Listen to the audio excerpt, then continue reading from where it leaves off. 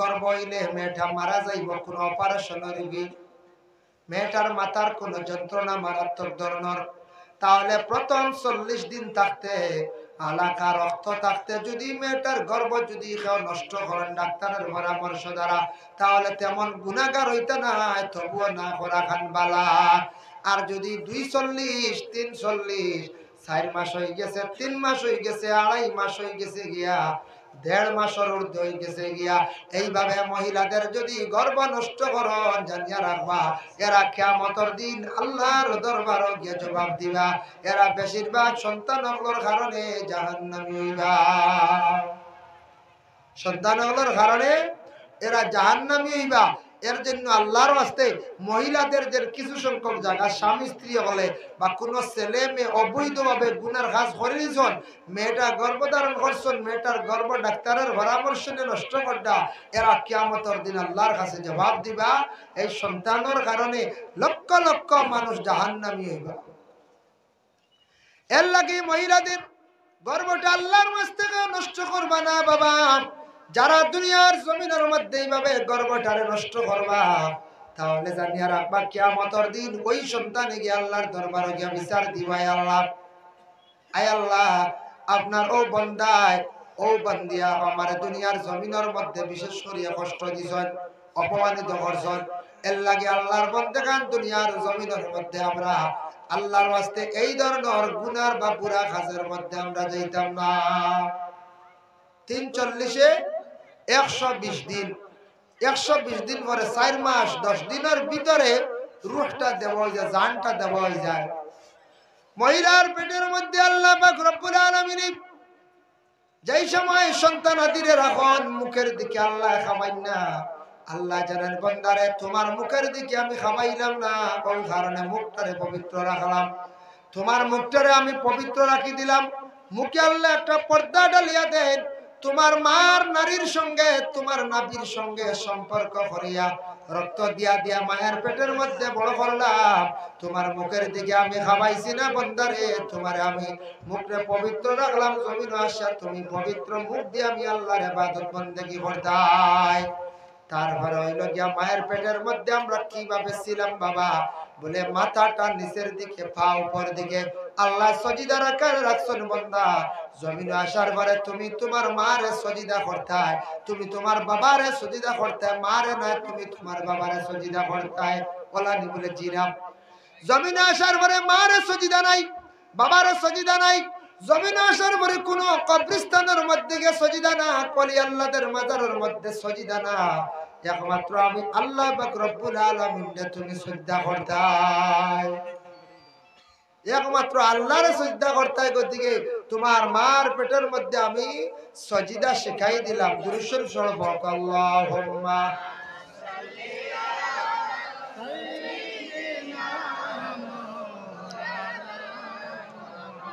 وعلى آل سيدنا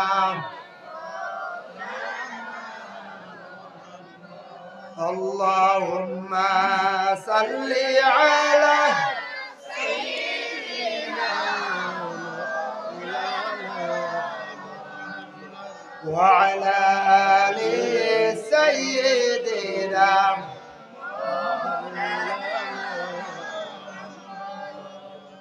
এমন দেশে যাইবা রে মন, সেই দেশের নাই ঠিকানা, এমন ঘরে রইবা রে মন, সেই ঘরের নাই বিছানা। আল্লাহুম্মা সাল্লি আলা সাইয়্যিদিনা وعلى آل سيدنا مولانا বাড়ি বাড়ি কইরা নামন, সেই বাড়ি তো তোমার নয়, খবর হবে আসল বাড়ি, সেই কথাটি মনে রয়। আল্লাহুম্মা সাল্লি আলা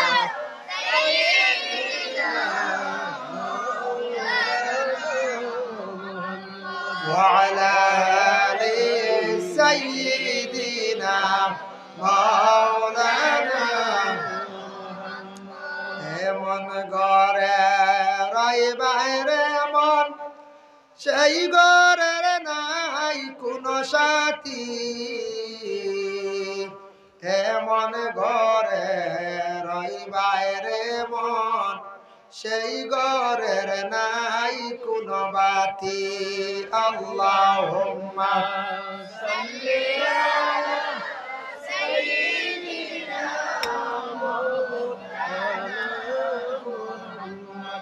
ওয়া আলা আলি সাইয়্যিদিনা। তো মুহতারাম হাজিরিন কিরাম, আমি খোয়াত আসলাম, যেহেতু আমার মা বাবার বিষয়ে আমি আরম্ভ করছি গুড়ি থাকি, আলোচনা করবো ইনশাল্লাহ। আরো কিছু আলোচনা অন্যদিকে করবো, আল্লাহ তৌফিক দিদা। আপনারা নীরবতা পালন করে মাহফিলের মধ্যে বসার চেষ্টা করো, আল্লাহ তৌফিক দিদা। মুহতারাম হাজিরিন কিরাম, তেও মার গর্ভে সন্তান থাকা অবস্থায়, আমরাও তো সব মার পেটে আসলাম না রে বহুদিন, তো মার গর্ভে সন্তান থাকা অবস্থায় সন্তানের লড়াচড়া করে, এই সময় মার কষ্ট এটা মা বলে হইতে পারবে।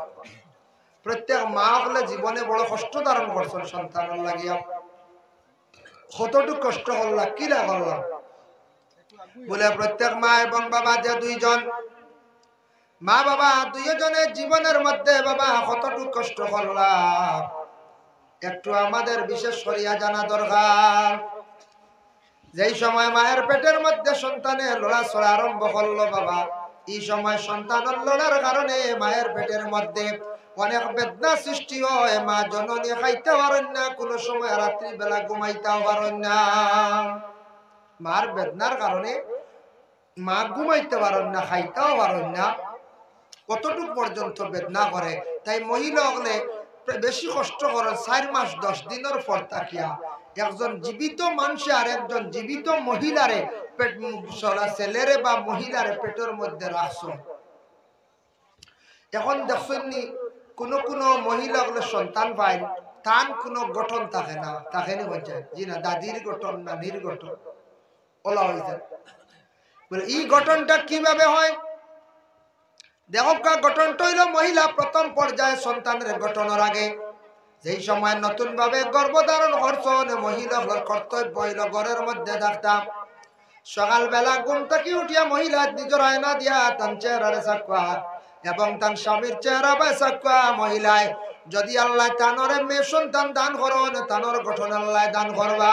আর যদি আল্লাহ ছেলে সন্তান দান করেন, তাহলে বাবার গঠন আল্লাহ দান করবা, বাবার চেহারা বাই চাইতাম। মানে স্ত্রী স্বামীর চেহারা বা সকালবেলা চাইতাম, ঘুম থেকে উঠি আউরি ঘরের মুখ দেখতা না। যদি অন্যর কোনো মুখ দেখেন, বেশি যদি দিশা পড়ে যায় মহিলার, তাহলে এই মহিলার মানে সুরত আল্লাহ তার সন্তানটা দিলাইব। অন্য কোন বেগানা পুরুষের ভাই যদি চাইলেন, তাহলে সেই পুরুষের সুরতটা তানরে দিলাইব।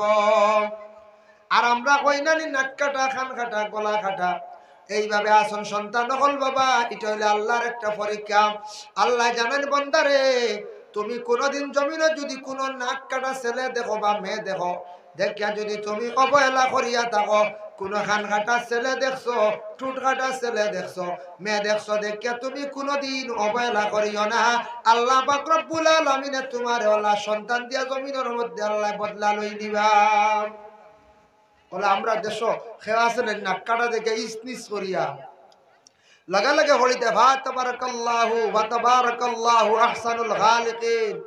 আল্লাহ তাবারক ওয়া তাআলা নিশ্চয় এটা তান সৃষ্টি, তান সৌন্দর্য। আল্লাহ এটা আপনার সৌন্দর্য, আমারও চাইলে সৃষ্টি করলা না। যেহেতু খেনে নাক কাটা দিছ, খেনে দিছ খান কাটা, খেনে দিছ ঠুট কাটা, খেনে একজনের 21 আঙ্গুল, হ্যাঁ খার 22 আঙ্গুল, তা আছে না নেই? এটা দেখতে দোয়া পড়িতে আপনি অবহেলা করতেন। আল্লাহ আপনারে আল্লাহ সন্তান দিয়া জমিন বদলা লই দিব। এর লাগিয়া আমরা আল্লাহর ওয়াস্তে এই ধরনের ভুল আমরা করতাম না। মহিলা হল যখন গর্ভধারিণী মহিলা ঘুম থেকে উঠিয়া জেসার মুখ বা চাইতা না, জেসা বা মানুষের দেখা যাইতা না, ঘরের ভিতরে বেশি থাকতো। এর লাগি দেখুন জানি সন্তান সুরত মানে গঠন হওয়ার আগে প্রথম কতদিন গর্ভবতী মহিলারে আমরা বাড়ি থেকে বাহির হইতে দিই।